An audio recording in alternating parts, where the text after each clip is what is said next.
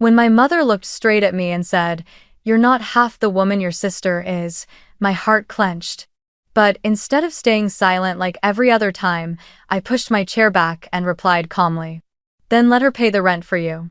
My father's face went pale, stammering, "Rent? What rent?" And in that moment, the secret I had kept for 3 years spilled out in front of the entire dinner table.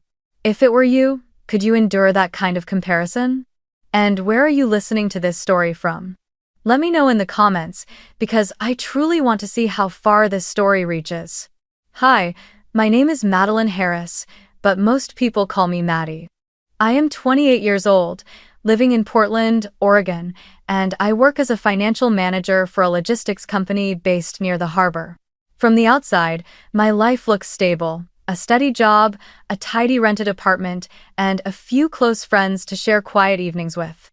But every weekend, when it comes time for family dinner at my parents' two-story house in the suburbs, that sense of stability is shaken. For my parents, Friday night dinners are not just a tradition but almost an unwritten law. No one is allowed to be absent. Every time I say I have work or that I just want to rest, my mother will call relentlessly until I give in, or my father will toss out a half-joking, half-serious line. "This family has a seat for you. Don't leave it empty." And so, week after week, I find myself sitting at the same long wooden table, in front of my mother's cooking, beside my sister Claire, and under the shadow of the expectations my family always places upon me. Claire is 3 years older than me, and since childhood she has been destined to be the star of the family. She is tall, eloquent, once the captain of the debate team in high school, and later received a full scholarship to study law at the University of Washington. My parents often said Claire was born to succeed, and every step she took was met with endless applause from relatives. By contrast, I, the quieter younger sister who preferred numbers over praise, was always cast in the supporting role. I never complained, at least not in front of them. I know what I am good at, and I do not need the spotlight to prove it. But that does not mean the constant comparisons have not left their mark on me. The meal drifted by with conversations revolving around Claire, her job at the law firm, her new house, her plans for decorating the interior. My father spoke with pride in his voice. "She deserves it. She has worked hard and proven herself." My mother nodded in agreement, adding, "That's right, Claire always makes us proud. The entire family can look to her with pride." I stayed silent, pushing food around my plate, swallowing each bite with a trace of bitterness. Since the age of 17, I had been working part-time jobs to pay for my own college tuition. I graduated, found a stable job, and had even quietly helped my parents during times when they struggled financially.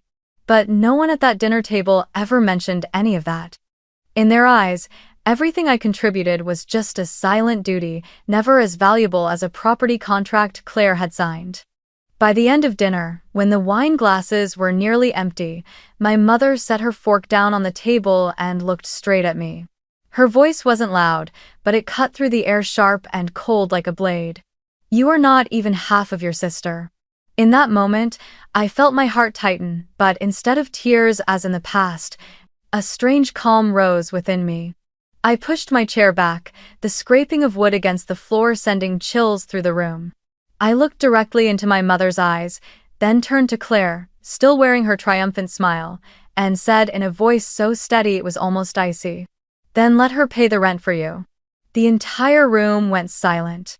Claire blinked in confusion, my mother's eyes widened in disbelief. My father, who had been smiling the whole evening, suddenly turned pale. He forced out each word, as if to make sure he had heard correctly. "Rent? What do you mean?" I sat upright, my hand resting on the chair, my heart pounding but my voice steady. "I mean that for the past 3 years, I have been sending money every month to help you pay the mortgage on this house when the family was struggling after the pandemic." In my mind, it was like a film rewinding back to a winter night 3 years ago. That evening, I had just finished working late, still sitting in my rented apartment in Portland, surrounded by stacks of financial papers for clients, when my phone buzzed nonstop. Seeing my mother's number, I froze a little, because she rarely called me at that hour. When I picked up, her voice was trembling, choked with fear. Maddie, we might lose this house. Your father just lost a major construction contract, and we don't have enough to cover the mortgage payment this month. If the bank doesn't receive the money on time, they'll send a notice next week. I remember clearly the icy chill that ran down my spine as those words sank in. Our house, the one I grew up in, the place holding all my childhood memories, was on the verge of disappearing because of a number on a debt statement. My mother sobbed, her voice breaking like someone about to drown. Can you help us just this one time? Just to keep the roof over our heads. After this, your father and I will find a way to pay it back. I didn't hesitate long. At that time, I had been working for a few years and saved a small amount, hoping to buy my own apartment within 2 or 3 years. I took a deep breath and said, "Yes, I'll transfer it first thing tomorrow morning." After hanging up, I sat staring at the dark screen, my chest heavy, but I comforted myself, just this once. The family is in crisis. I'll help, and then everything will go back to normal. The next morning, I transferred the money through the bank. My mother called back, her voice filled with relief and gratitude, repeating over and over, "Thank you, just this once." I believed her. I wanted to believe her. But once became twice, then 3 times. The next month, my mother texted, "Sweetheart, your father's company still hasn't recovered. Can you help just this month? Next month we'll manage on our own." I agreed again. The following month came with the same promise, just this once. Little by little, those transfers became a routine, until I eventually set up an automatic payment schedule with the bank. Every time I saw my account balance drop, I told myself, family comes first, I'll rebuild my savings later. But deep down, I knew my dream of owning my own apartment in downtown Portland was slipping further away. I remember one particular evening, working late at the office, when my father called. His voice no longer carried its old confidence but was rough and heavy. "Maddie, I hate having to ask you, but this month we really can't make it. If we lose the house, your mother will fall apart. I promise, just this month." I sat there, staring out the glass at the drizzle falling onto the street, feeling both pity and anger. Pity, because my father had lost the pride he once carried. Anger, because once again, I had to put my own dreams on hold. And yet, I nodded, almost by reflex. 3 years, over 36 transfers, more than $70,000. That was the sacrifice I had made. And yet, within the family, not once had anyone acknowledged it. Not once at these dinners had a single word of thanks been offered to me. To them, everything I gave seemed invisible, as if it were simply the expected duty of a daughter, still unmarried, without dependence, with a steady income. End of try. And now, sitting at that dinner table, when I finally spoke the truth, my parents immediately denied it. My mother furrowed her brows, her voice trembling. "We never asked you to do that. You must be mistaken. If you chose to help, don't bring it up now."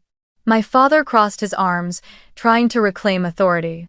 "Maddie, we appreciate that you once helped, but bringing it up like this at the dinner table is inappropriate." Hearing their words, I let out a bitter laugh. Inappropriate? For 3 years, I quietly helped you keep this house, and tonight I sit here listening to Mom say I'm not even half my sister.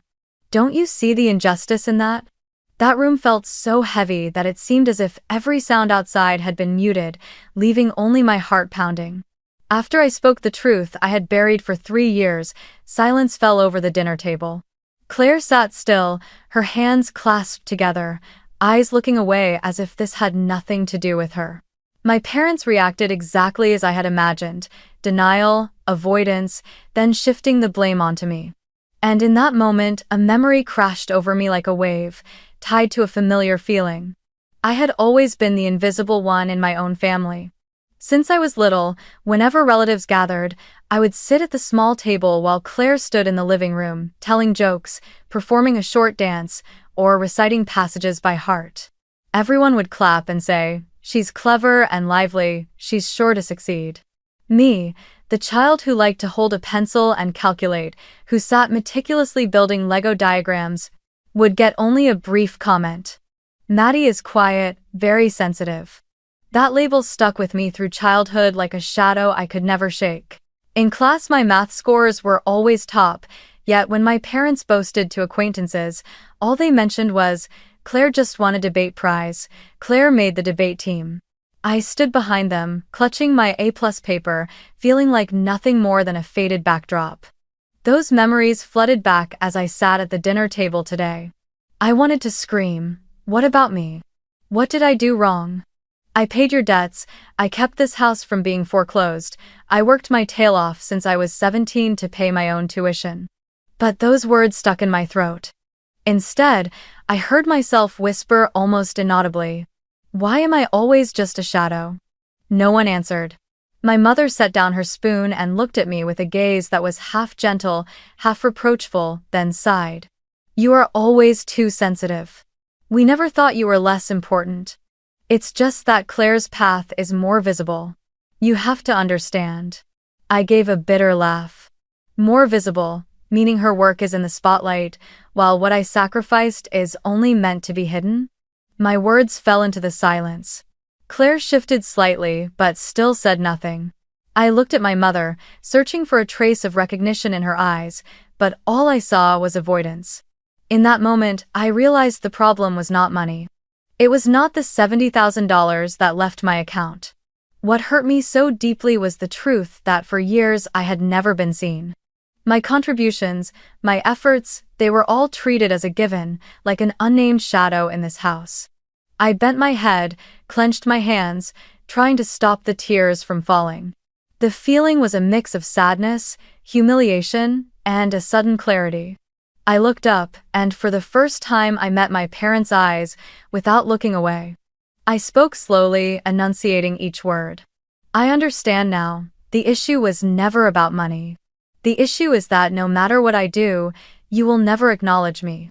I was never enough, and I will never be enough, because in your eyes I am only the shadow behind Claire. I am done." The short sentence carried years of exhaustion, and all the times I had swallowed my hurt, and it shot into the air like an arrow. My father snarled, his voice like flint. "If you leave, do not come back." The words were so bitter I could feel each one sink into my skin, like a sentence condemning me to give up every remaining comfort. And I knew, from that moment on, a line had been drawn inside me. I no longer wanted to chase their approval. That night, after the dinner ended in silence, I drove back to my small rented apartment in downtown Portland. The trip home felt longer than usual, not because of traffic, but because my mind was so tangled I lost track of how many times the lights had changed. My parents' words echoed in my head, "You are always too sensitive. Don't turn dinner into a list of what you've done," and worst of all, the way they avoided my eyes when I mentioned the 3 years of mortgage transfers. I stepped into the apartment, turned on the lights, and a heavy quiet settled over everything like a thick blanket. I dropped my bag on the floor, took off my shoes, and almost immediately collapsed into the small dining table by the window. My hands trembled as I opened my laptop, logged into my bank account, and navigated to the scheduled transfers section. Every month, exactly on the 15th, a sum had been taken straight from my paycheck and sent to my parents' account. For more than 36 months, it had run quietly like clockwork. I stared at the screen, the cursor waiting, and after a few hesitant seconds, I clicked cancel. A confirmation popped up. "Are you sure you want to stop this automatic payment?" I took a deep breath and pressed yes. That was it. The first feeling that hit me was painful, as if I had just cut off a piece of myself. For 3 years I had tied my identity to those payments. Maddie, the daughter who took care of the family, who sacrificed, who put others first. Now that I had severed it, I felt hollow, as though I had betrayed the duty I had carried so willingly. I closed my laptop, walked into the kitchen, and poured a glass of water with hands that were still shaking. But then I went back to the table, opened the drawer, and pulled out the folder I had kept all this time. Inside were the printed bank statements, neatly arranged by month, from that winter 3 years ago up to the most recent one. I spread them across the table, the black and white sheets covering the small surface. The numbers stood out: 500, 1,000, some months 1,500, even 2,000 when my parents said, "This month is harder than usual." I added them up, pencil marks crisscrossing the page, and when I finished, the total stared back at me: more than $72,000. I sat motionless, staring at that number. The first wave of pain surged through me again. 72,000, money that should have been the down payment for the apartment I dreamed of in downtown Portland, or at least enough to begin a life free from renting. My chest tightened, my eyes burned, and once more I asked myself, why did I let this go so far? I remembered every moment when I gave up a piece of myself just to keep helping them. The first time I said no to a trip with friends because I didn't have the money, when in truth I had just sent off that month's mortgage payment. The time I postponed applying for graduate school because my savings account wasn't what it used to be. And the time I turned down the chance to move into a larger apartment when my landlord raised the rent because I couldn't cover the deposit. Every choice circled back to one thing: keeping my parents' house standing. But they never told anyone. To them, it was as if it had never happened at all. I leaned back in my chair, staring at the papers spread across the table. Beneath the layers of pain and disappointment, a new feeling slowly crept in: relief. For the first time in 3 years, I realized I had truly cut the cord that tied me to that unspoken responsibility. No more automatic deductions, no more text alerts from the bank reminding me of a shrinking balance each month. I sat still, feeling a cold breeze slip through the window, drifting into the empty space inside me. But that emptiness wasn't only dark, it also carried a fragile sense of freedom. I thought about the future, about that $72,000. If I could save again with my current salary, fueled by this new determination, then in just a few years I could place the down payment on my very own apartment. The thought made me smile without realizing it. A small smile, but more genuine than any forced grin I had worn at family dinners. I whispered to myself, that money should have been the down payment for my own home. And for the first time, I believed it wasn't so far out of reach. That night, I didn't turn on the TV, didn't play any music. I simply sat in the silence of my apartment, the warm yellow light spilling over the scattered statements. I left them on the table, letting them stand as both a reminder of all that was lost and the start of something new. And when I finally lay down in bed, I knew that tomorrow would be the beginning of a new chapter, a chapter not defined by desperate midnight calls, but by the choices I made for myself. After that night, with the bank statements still scattered across my small dining table, I knew I could no longer live on autopilot. The loop of work, send money, sacrifice, silence had formally closed, and for the first time in years, I felt as if control of my life had been returned to me. The next morning, instead of rushing to the office with a heavy heart, I put on my workout clothes and stepped outside to run along the Willamette River. Portland was crisp, the mist still hanging over the water, and each footfall on the path felt like shedding another layer of the gloom that had built up over the past 3 years. I started slow, then picked up the pace, breath coming harder but my chest strangely lighter. Maybe finally I was running for myself, not racing to catch up to my sister's shadow or meet my parents' unreasonable expectations. I began to change small habits. On Thursdays each week, I signed up for a cooking class at the community center, a place full of different people. Young mothers learning new recipes, middle-aged men hoping to surprise their wives, and international students far from home. In that roomy kitchen under bright lights, no one knew me as the sister who's always compared to her successful sibling. They only saw me as Maddie, a woman who loved making Italian food, clumsy with desserts but good at seasoning soups. We laughed when a loaf burned at the edges and applauded when someone succeeded with their first tart. Here, I realized, no one measured my worth by property deals or law firm titles. They saw me through simple sincerity and small joys. I also began reconnecting with the world outside of work. A new group of friends invited me to go hiking on the weekends around Mount Hood. Standing at the summit, looking down at the endless stretch of green pine forest, I took a deep breath and felt as though my body had been reborn. I was no longer Maddie curled up in an apartment, calculating transfers to my parents, but Maddie, who was free, allowed to dream of things just for herself. In the evenings at home, instead of opening my laptop to worry over spreadsheets, I opened a book, brewed a cup of tea, and let myself enjoy the silence, a silence no longer tied to duty or sacrifice. My work also began to shift for the better. Perhaps when my mind was no longer crushed by unfairness and heavy responsibility, I had more energy to focus.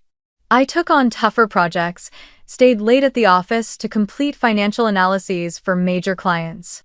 One evening, the company director happened to walk by, saw me still bent over spreadsheets after hours, and paused to pat my shoulder. "I like your dedication, Maddie," he said. "This company needs more people like you." That short compliment, to me, was worth more than all of my mother's bitter comparisons. At least here, I was recognized for my own effort. A month later, I was given the role of team lead for a new project. The feeling of standing before the conference room, presenting the financial plan to the entire board, made my heart race but filled me with confidence. When I finished my presentation, colleagues applauded and my boss nodded in approval. I walked out of that room with feet so light they barely touched the ground. That was the moment I realized I was no longer a shadow. I was standing in my own light. Then one day, an email arrived from Seattle. A fast-growing fintech startup wanted to hire me as their director of financial analysis. The salary was more than 40% higher than my current pay, plus equity in the company and opportunity I had never dared to imagine while buried in family obligations. I printed the email and sat staring at it on my kitchen table, my mind full of questions. Moving would mean leaving Portland, the city that had shaped my adult years. At the same time, it would be a step toward freeing myself from the invisible net my family had been casting around me. I remembered the night I had counted every bank statement, my mother's words, "You are not even half of your sister," and my father's evasive look when I mentioned the money. A voice rose in my head, "It's time." I called my closest friend and told her about the offer. She screamed with joy. "Maddie, you have to take it. This is the new beginning you deserve." Hearing that enthusiastic voice, my chest warmed. I opened my laptop and replied to the email. "I accept." 4 words, but 4 words that freed me from the weight of my past. In the weeks leading up to my move to Seattle, I was both busy and excited. I walked around Portland more often, stopping by the little cafe under the Burnside Bridge, sitting by the window and watching people pass by. I knew the city had witnessed the years when I carried the weight of my family's burdens, but now it was also witnessing me stepping out to claim my own worth. As I packed my belongings and took the pictures off the walls of my rented apartment, I didn't feel sadness. Instead, it felt as though I was peeling away old chains, one layer at a time. On my last day in Portland, I ran again along the Willamette River. This time, I carried no heaviness with me, only a sense of exhilaration. I knew challenges lay ahead, but at least they would be challenges of my own, chosen by me. When I stopped to take a long breath, I heard my heart pounding not from worry or fear, but from the pure happiness of finally beginning to live for myself. 6 months after arriving in Seattle, my life had changed faster than I could have imagined. My job at the fintech startup pulled me into a demanding but exhilarating rhythm. I learned to work alongside brilliant, creative minds, people who didn't care who you were or where you came from, only about the value you brought. In that harsh but fair environment, I found the recognition I had longed for all those years. My salary was higher, my shares grew more valuable, and I watched my savings account climb month after month. One evening, sitting alone on the balcony of my rented apartment, I opened my personal spreadsheet, added up the numbers, and realized I finally had enough for the down payment on my first home. My heart raced like it had when I ran along the Willamette River, but this time not to escape sorrow, but out of excitement. I scheduled a meeting with a real estate agent over the weekend. We toured several apartments, some spacious but dark, others bright but too far from the city center. I didn't want to rush into a decision. I had waited too long, sacrificed too much to reach this point. I needed a place where I could walk in and immediately know, this is my home. And then, when we stepped into a unit on the 16th floor of a newly built tower, I froze. Floor-to-ceiling windows opened to a sweeping view of Seattle, with the Space Needle rising proudly against the clear blue sky. The apartment had only one bedroom, not very large, but sunlight poured into every corner, the polished wooden floors gleamed, and the compact kitchen was perfectly equipped. I stepped onto the balcony, the cool breeze brushing my face as I looked down at the bustling city below. In that moment, I knew. This was where I wanted to belong. The process of buying the apartment took a few weeks, but with each passing day, my excitement grew. When I finally signed the contract, my hands trembled not with fear, but with joy. I held the keys in my hand, the cold metal sweeter than anything I had ever touched. On the first day I stepped into the empty apartment, I dropped my bag on the floor, stood in the middle of the living room, and looked around. No furniture, no noise, only open space and a clear view of the Space Needle. I drew in a deep breath, and inside me a single thought rang out clearly. For the first time, everything is mine. Not thanks to anyone else, not bought at the cost of silent sacrifices, but entirely through my own effort. In the days that followed, I began decorating the apartment in my own way. I chose a light gray sofa, a small oak dining table, and a tall bookshelf nearly reaching the ceiling to hold my favorite books and a few green plants. I hung a landscape painting of Portland on the wall, a reminder of the place I had left behind to find myself. Every item I bought was chosen carefully, not because of money, but because I wanted everything here to reflect me, not anyone else. When night fell, I would stand out on the balcony, watching the city lights flicker, and feel a peace I had never known before. One evening, I snapped a photo from the balcony, just a corner of the Space Needle glowing in the fiery orange sunset, and posted it on my personal page. I didn't write much, just a short caption. A new beginning. I thought of it simply as a way to mark a milestone in my life. A few minutes later, my phone buzzed. The notification showed Claire's name. Her message was only a few words. "You're really something. Why didn't you tell the family?" I stared at the screen, a rush of mixed emotions rising inside me. In her words, I heard more sarcasm than praise. As if my buying a home was something she hadn't expected, or worse, something that threatened her role as the successful one in the family. I typed a few words in reply, then stopped. I turned off the screen and placed the phone face down on the table. Not because I had nothing to say, but because I no longer needed to say anything. I no longer needed recognition from her, from my parents, or from anyone else in the family. This apartment, this life, was the clearest proof of all. That evening, I poured myself a glass of wine, put on some soft jazz, and settled onto my new sofa. The space around me was still bare, but inside, for the first time in years, I felt complete. I was no longer Maddie, who sacrificed in silence, no longer Maddie curled in the shadows of comparison to her sister. I was Maddie, the woman who dared to cut the ties of the past, who built her own life, and who now sat in her own home, watching the city lights shine beyond the glass. One weekend afternoon, as I was tidying up my new apartment in Seattle, my phone rang. The screen lit up with the name Mrs. Jensen, the elderly neighbor who lived across from my parents in Portland. I was a little surprised since we hadn't spoken in so long, but I answered. Her voice was cheerful, though tinged with hesitation. "Maddie, dear, how have you been? I have something I thought you should know. I just walked past your parents' house and saw a large banner hanging outside. It was quite something. Let me send you a picture." Before I could respond, she had already texted it. When the screen lit up, my heart clenched. On the familiar wall above the front porch hung a wide white banner, bold red letters stretched across. "Congratulations, Claire, for preserving the family home." I stared at the words, my breath caught, my vision blurring. The sight pierced straight through me like a blade. I had to read it over and over to believe it wasn't some cruel joke. Preserving the family home? Could it be they had officially put Claire's name on the house papers? I sank back onto the sofa, my hand trembling as I held the phone. The bright apartment in Seattle suddenly felt cramped and oppressively quiet.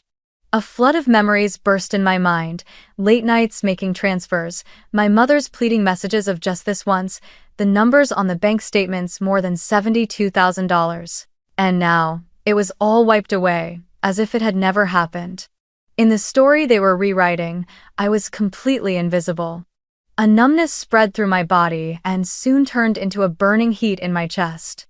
I felt stunned not only by the loss of material recognition, but by the outright betrayal. They weren't merely ignoring my efforts, they were deliberately erasing the traces and handing the glory to Claire as if I had never sacrificed a single cent. In their eyes, I had never existed. I was an outsider, someone sidelined in the very house I had helped keep. I closed my eyes and let the tears fall. But these tears were not the same as before, they were no longer helpless despair. This time, a different resolve rose within me. I could not allow the truth to be buried.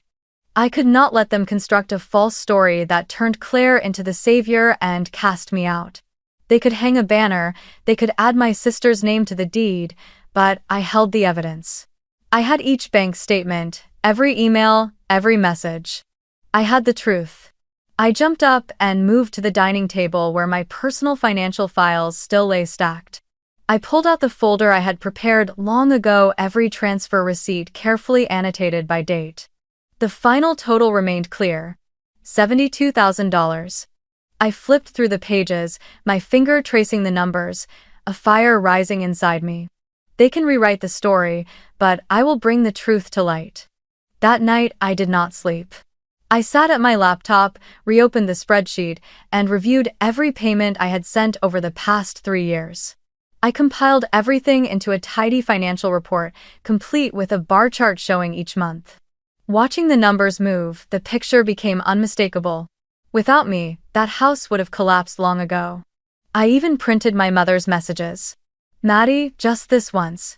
If not, the bank will take the house." Those pieces of evidence felt like hammers breaking through the wall of lies they had built. The moment I hit save, I leaned back in my chair, my chest heaving. I knew a storm was coming. But this time, I was no longer afraid. If the truth embarrassed them, that was not my fault. I had stayed silent for too long and had been treated like a shadow. Now I would let the light expose everything. And when that happened, I would not need to shout or cry. I would let the numbers and the evidence speak for me. In the quiet of my new apartment, I sat and watched Seattle blaze outside the window. For the first time, I could see the path I would take. No longer the family's lifeline that they could use to drown me, I would become the voice of the truth. This time, they would not be able to ignore me. News about the family appreciation dinner reached me through a relative, my cousin Sarah, the only person in the family who still kept in touch and sometimes checked in. One afternoon she called, hesitating, "Maddie, I think you should know. Your parents are planning a big party in Seattle. They call it a family appreciation dinner." I was asked to prepare the slideshow, but I guess you already know what the party is for. I frowned, though I was not truly surprised. My parents never missed an opportunity to make Claire the center of attention. Sarah lowered her voice. "They say they want to emphasize her role in preserving the family home. I think it's unfair, but I don't dare say anything." I thanked Sarah for being honest, then sat for a long time in the empty apartment, watching the city lights outside the window. They had hung the banner, and now they planned a party to formalize the false narrative. If I stayed silent again, it would mean I accepted being erased from the family's history. I pulled my folder closer, opened my laptop, and began working as if preparing a major financial project. I scanned every bank statement from 2020 to 2023, clearly marking the transfers to my parents' account. I recalled each note: mortgage support, helping out, just this month. I compiled everything into a massive Excel sheet and imported it into the professional analysis software I use at work. On the screen, bar charts appeared: this month high, that month low, but the overall expense line kept rising. I looked at the final figure, bolded in the corner: $72,000. My hands trembled on the keyboard. That number was not just money. It was 3 years of my youth, sweat, missed opportunities to buy a home, my life sacrificed for a house that was now pushing me out. I didn't stop at the numbers, I added a clear timeline. The day my father lost his construction contract. The midnight call from my mother with the message, "Maddie, if you don't help this time, the bank will take the house. Just this once, I promise." I still had that text, the shaky words glowing in the darkness of my phone. I believed it, and I wired the money that very night. I inserted a screenshot of that message into the report, placing it right below the heading, "The promise just this once." And beneath it, the chart, 36 instances of just this once. I shaded the bar graph from green to red so that anyone who looked could see this wasn't chance, it was systematic sacrifice. While polishing the report, I thought about how my parents would react. They would be furious, they would deny it, but this time I had a weapon. The truth, laid out sharp and undeniable. I wouldn't need to scream, I wouldn't need to plead. I only needed to stand tall and let the numbers and evidence speak for themselves. And then, the opportunity came from Sarah. One evening she called again, sighing, "I finished the slideshow they asked me to make. It's just pictures of the house, Claire standing on the porch, captions like, 'Thank you Claire for keeping the family's fire alive.' It feels so fake." I sat in silence for a moment, then asked, "Sarah, can you send me the file? I'd like to give a few suggestions." She hesitated, but finally agreed. When the file arrived, I opened it and scrolled to the final slide. Just as I expected, bold words filled the screen. "Thank you, Claire, for preserving our family home." I took a deep breath and got to work. I copied the entire file and made a separate version. All the photos and all the captions remained unchanged. I wanted the party to appear normal so that at the final moment the truth would explode. I added a sequence of slides following Claire's section, first a timeline of the transfer dates and amounts, then a 3-year bar chart, and then screenshots of the messages my mother sent me. I kept the final slide very simple. A photo of the house taken last summer with bold text underneath. "This was my contribution, don't forget it." When I ran through the slideshow, my heart pounded. Not out of fear, but because I was ready. Late that night, I saved the file in 3 different places. My laptop, a USB drive, and the cloud. I could not let a technical failure ruin the plan. I carefully prepared a printed financial report, bound it together, and put it in my bag. I pictured the scene. My parents standing before the relatives, proudly recounting Claire's deeds, while I would quietly step forward, plug the USB into the projector, and let the truth reveal itself. I would not need to say much. Just one sentence that kept repeating in my head. "If the truth embarrasses you, that is not my fault." In the days leading up to the dinner, I lived calmly on the surface while a fire burned inside me. I went to work in the mornings, led meetings, and signed reports for the company. In the evenings I returned home, sat at the dining table, and stared at the folder and USB set neatly before me. I rehearsed in my head how I would walk forward, how I would plug in the USB, how I would say that single sentence. No trembling, no hesitation. Everything had to be decisive and steady, like a verdict delivered in silence.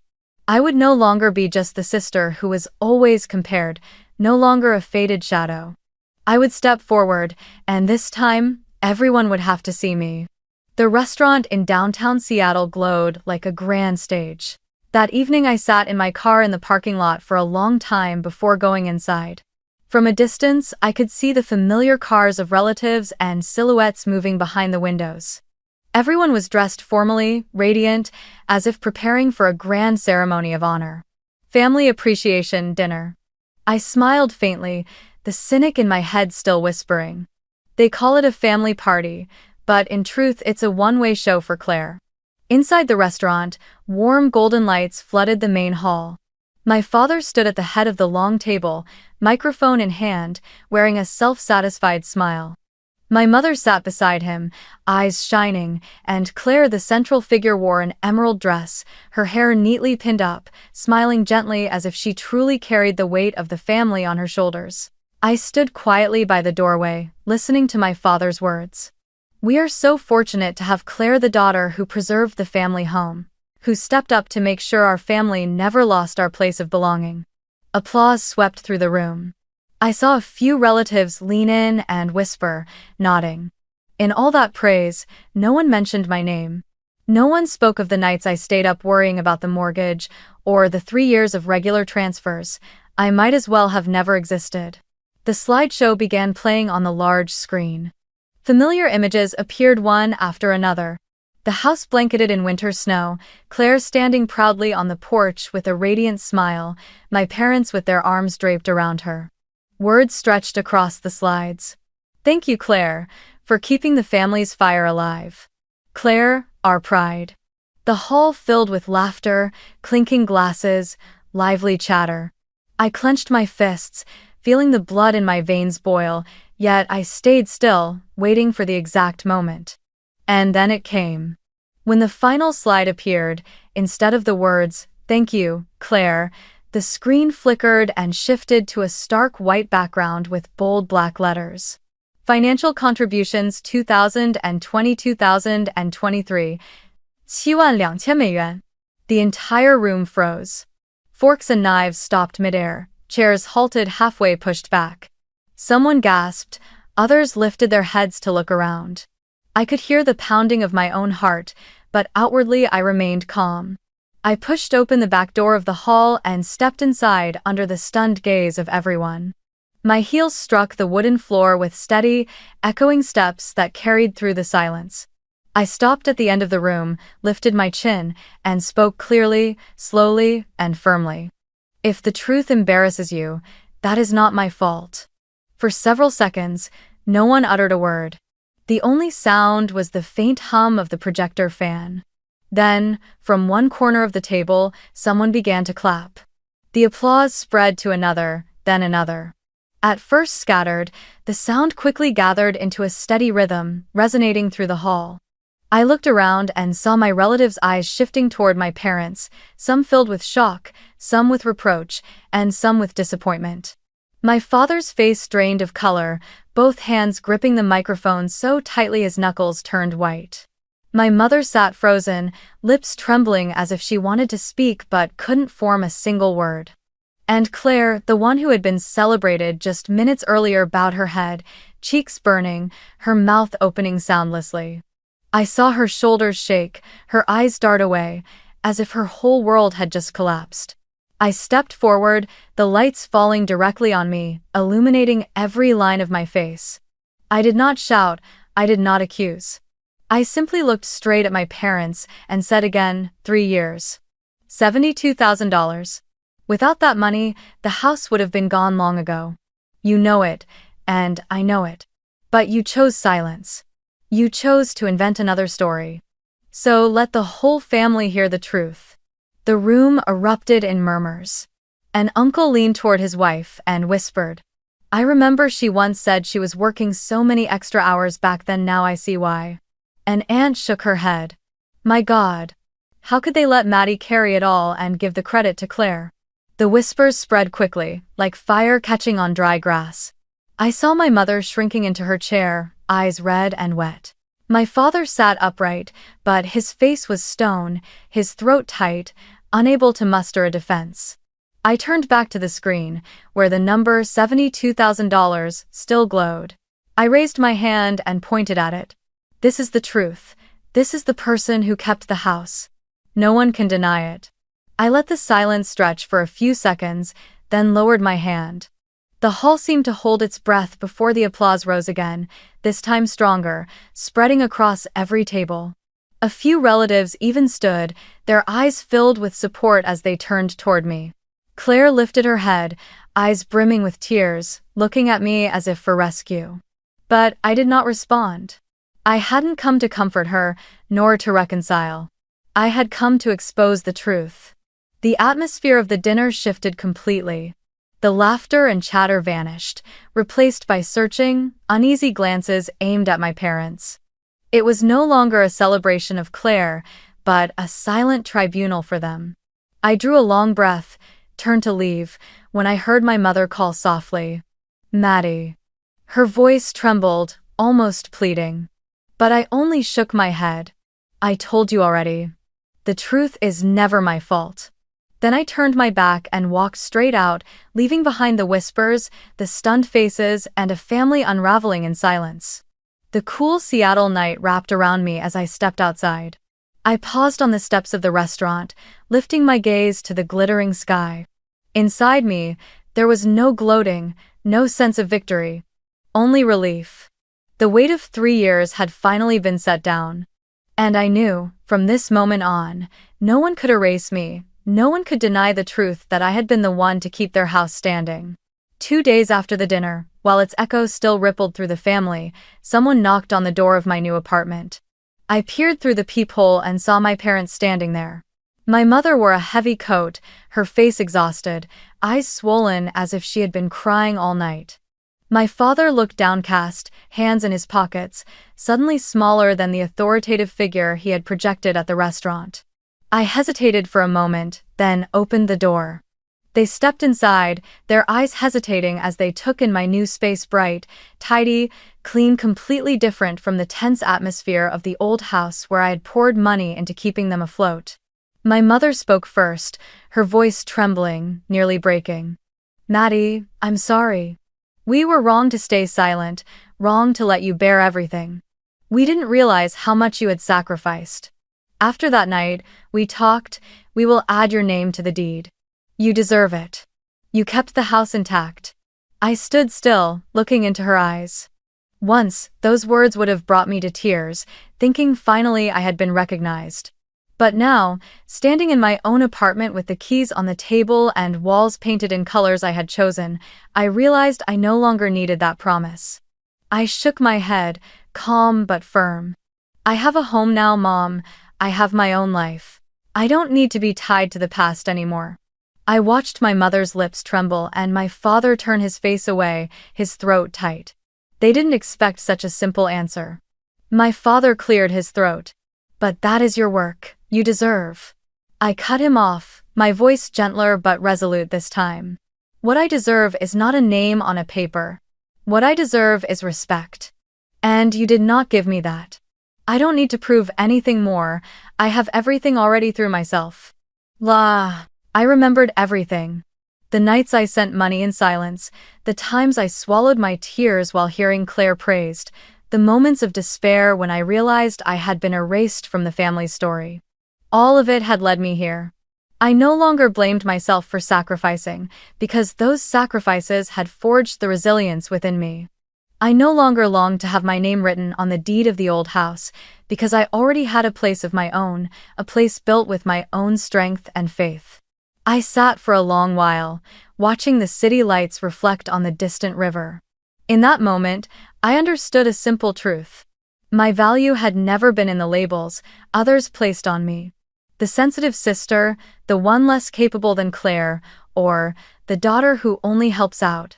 My true worth lay in the resilience I built for myself, in the courage to keep walking when wounded, and in choosing my own path even when it came at a cost. I leaned back in the chair, closed my eyes, and let my breath blend with the sound of the wind. An old chapter had ended. From this point on, I was no longer the shadow standing behind Claire. I was Maddie, the woman who had kept the house alive through silent sacrifice, but more importantly, the woman who had kept herself whole. And for the first time, I felt light enough to smile, not forced, but real. The Seattle night blazed on, and I saw clearly one thing. I had rewritten my story, and it was no longer bound to denial, it was bound to the truth I chose to live. A final message echoed in my heart like a whisper to anyone who had ever been like me. Your value does not lie in the labels others place on you. It lies in the resilience you build for yourself.